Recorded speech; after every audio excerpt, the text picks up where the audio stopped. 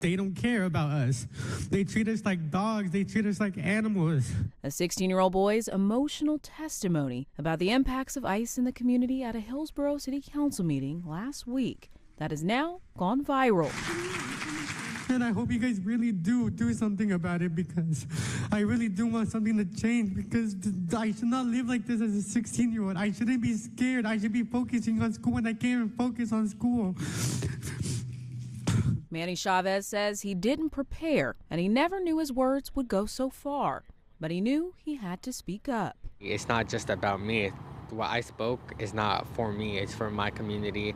It's for all colored people. It's all for my Hispanic culture. Since the meeting, Chavez has started a fundraiser to create a Hillsborough Immigration Support Fund, which he says will support families impacted by the increased ICE arrest in the area with financial and legal help. If I was put in a situation where my family, anyone in my family needed help, I would want people to come and help me. So knowing that I could be there for someone else that's dad or mom is going through a lot and is a main provider, I'm glad that I could be there for them and give them anything that would help. And in just 4 days, the fundraiser is nearly at its goal of $26,000. To me, it's really shocking. I've never seen that type of money in my life. So knowing that a bunch of people have donated their hard-earned money to help me support other people is crazy to me. Even though he is only 16 years old and in high school, Chavez says this has given him a new passion and purpose. I feel like this is something I would want to do after school. Instead of go to college or something like that, this feels like it was kind of meant for me, so I really do want to keep doing this.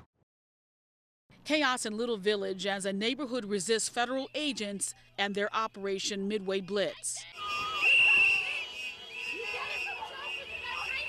An angry crowd gathers after federal officers allegedly detain a young woman near 26 in Kedzie. Border Patrol Commander Greg Bavino was there. He can be seen in the cell phone video with a tear gas canister in his hand. Residents demanded the detained woman's release while in pursuit of their caravan. DHS officials say the Border Patrol agents were conducting immigration enforcement operations when a man driving a black Jeep fired shots at them. 25th Ward Alderman Byron Sigcho Lopez says cell phone video recorded by a resident shows something different. It's very clear. They came out of the vehicles, pointed weapons, and they used tear gas at people. Moments later, a Chicago police officer who had been called to the intersection for crowd control was hit by a car. He was taken to an area hospital. CPD has not updated his condition. More chaos ensues when residents say CPB agents used tear gas to take another person into custody near 26th and Pulaski, all under the watchful eye of the agency's helicopter. It's just been terrible to see what ICE is doing to our communities. We're scared for our neighbors. We're scared for our friends. This afternoon, warning whistles and vehicle horns once again blared as neighbors say federal agents attempted unsuccessfully to detain a man and his 11-year-old niece near 25th and Sawyer. Tensions flared after CPD once again was called for crowd control when federal agents left after claiming a vehicle rammed their SUV. Oh my God. Oh my God. Is he seizing? I think is he seizing? Video obtained by CNN shows a man apparently having a medical episode during an immigration and customs enforcement arrest. The incident happened when ICE officers were detaining a woman identified by the Department of Homeland Security as Juliana Malena Ojeda Montoya. The Department of Homeland Security said in a statement she's an undocumented immigrant from Ecuador who in August allegedly, quote, repeatedly stabbed her co-worker with scissors and then threw a trash can at her victim. She was in an SUV with her husband, Carlos Sebastian Zapata, and their daughter when ICE stopped them.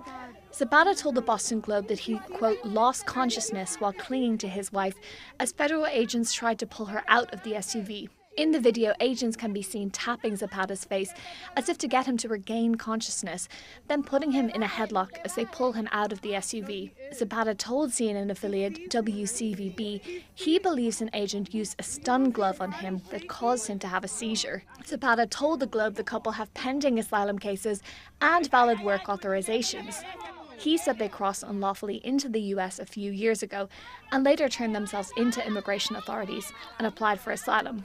DHS said medical personnel found, quote, no legitimate medical emergency, and Zapata was allowed to leave with his child. Bring them home! Bring them home! Bring them home! Bring them home! Under the glow of the first snowfall of the year, a couple of hundred people stood outside the Hanley Federal Building in Syracuse Monday night to demand the safe return home of two men, Alex Gonzalez and Jan Hidalgo.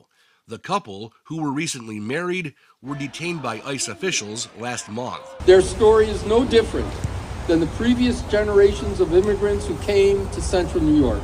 No one should be torn from the people they love for daring to believe in the American promise.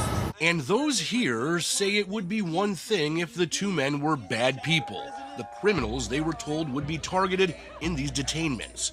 However, friends and co-workers universally describe Alex and Jan as two of the most wonderful people you could meet who were handling their immigration status the right way. When they were detained back in October, it was at a court appointment required for people to become legal. You see them, you had a bad day, they smiled, and your day changed. They were just that type of individuals. It's disrupting our communities. It's not making us safer, it's making us less safe. Alex and Jan have explained their decision to leave Cuba as necessary, fearful of political persecution.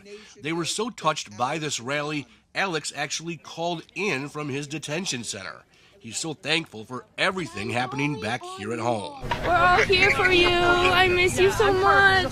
They say they don't have a way to pay, not even in another life, they don't have a way to pay everything that everybody's been doing for them. So happy to hear their voices. Family and friends say it only further invigorates their desire to be as loud as they can.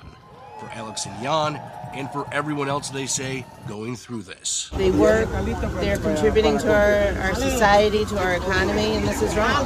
They don't even have a parking ticket, but they're in jail. Bring them home! Bring them home! Bring them home! It's a fight they say they will never give up on, even when Alex and Jan get home, because there are so many others out there who need their support, their voice, their help. The Kenner boat launch in the Lake Town area is typically patrolled by local police. But volunteer activist for Unión Migrante, Rachel Tabor, now fears for people's safety in the area following an ICE raid where more than a dozen people were detained Friday. People are traumatized. Their loved ones who've been here working for years with no criminal record are now in ICE detention. ICE confirmed to WWL that 13 people are in custody. A spokesperson said one person in custody has a removal order issued by an immigration judge and another was previously removed from the U.S.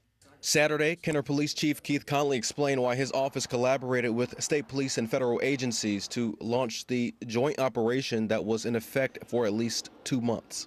We've always had complaints out there, nuisance crimes. It starts off small, everything from traffic to litter to loitering to loud music. And then, we go out there and we police it and we make a presence. But it seems like the activity was escalating into just lawlessness. And when asked why he included ICE in the operation, we brought them in because we knew there was going to be a large amount of Hispanics out there. We have had ICE assist us with some gang activity or some gang affiliations that come through the city. Tabor says the collaboration with ICE is unfair. They racially profile people. They're calling people criminals that have minor sound infractions. They're literally picking up anyone that looks Hispanic and turning them over to ICE. We asked a spokesperson from ICE if any of the people in custody were going through the legal process of obtaining a visa or permanent legal status. Her response was, quote, "Not that I'm aware of," unquote. Chief Conley denied claims that his officers are racially profiling people within the city. I can assure you they're not, but if they have a complaint, they're more than welcome to contact our Internal Affairs, Department of Justice, FBI. We're an open book. Reporting in Kenner, Winston Reed, WWL, Louisiana.